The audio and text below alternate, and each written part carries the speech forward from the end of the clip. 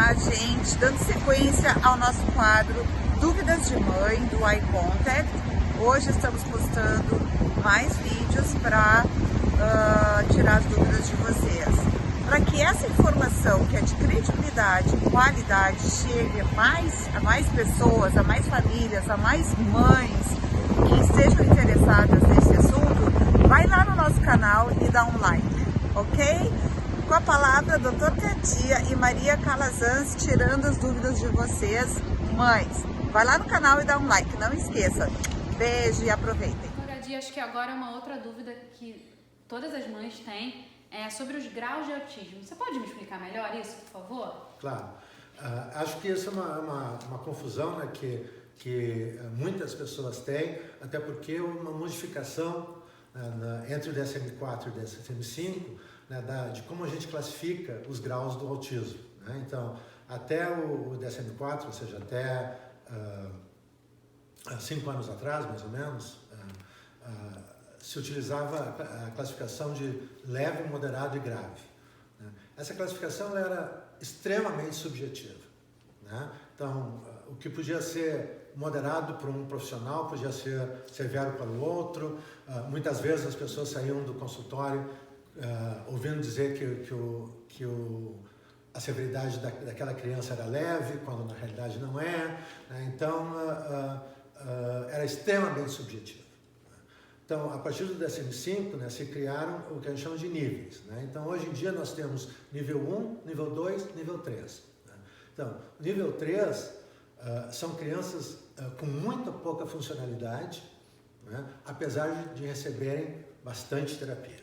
Né? O nível 1 são crianças muito funcionais, apesar de muito pouca terapia, né, que a gente chama de quase no piloto automático. Né? E o nível 2, que é o grande nível dentro do espectro, né, são crianças com variáveis graus de funcionalidade, variáveis graus de terapia. Então, de qualquer maneira, né, ainda continua sendo uma definição subjetiva, né, mas ela esclarece um pouco mais do que antes, né, e ela chama atenção exatamente para a importância da resposta à terapia. Né? Então, não seria mais adequado nós determinarmos nível de severidade numa criança que nós estamos vendo pela primeira vez e que nunca recebeu terapia nenhuma, porque a gente pode estar enganado a esse respeito. Entendi. Então, deixa eu só ver se ficou mais claro.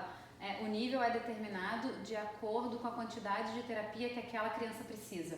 Não, o nível é determinado de acordo com a capacidade funcional daquela criança a partir, naquele momento, né, considerando-se a quantidade de terapia que essa criança recebeu. Ah, tá ótimo. Entendi. Super claro. Obrigada. Que é Asperger? A gente escuta tanto falar, mas às vezes eu fico na dúvida sobre a definição. Não, isso é uma dúvida muito comum, né? E exatamente por essa dúvida ser tão comum, mesmo entre profissionais, é que na nova classificação do DSM-5 desapareceu, né, essa classificação antiga. Né? Então, hoje em dia, na realidade, não existe mais o diagnóstico de síndrome de Asperger de acordo com o DSM-5. Né? Outras classificações, como por exemplo o CID-10, ainda utilizam esse tipo de definição, mas o DSM-5 não. Né?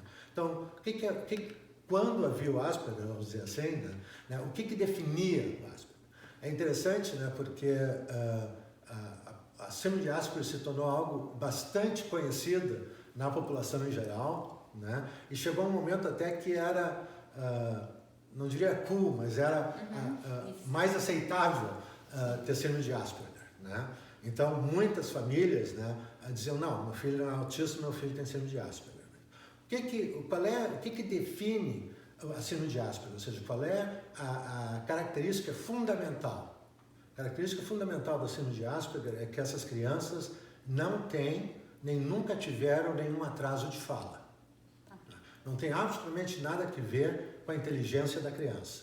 Então, aquelas crianças que falaram com 1 ano de idade, colocaram palavras juntas aos 2 anos, 3 palavras aos 3 anos, e nunca tiveram portanto, nenhum atraso de fala, e que estão dentro do espectro do autismo, havia um nome especial para essas crianças, chamava síndrome de Asperger. Né? E agora, claro, né, a maioria dessas crianças tinham uma capacidade cognitiva normal e algumas delas capacidade cognitiva elevada, mas a capacidade intelectual da criança não é o que define o Asperger, o que definiu o Asperger naquele tempo. Entendi. Nossa, muito esclarecedor, eu não sabia disso. E olha que eu sei bastante coisa.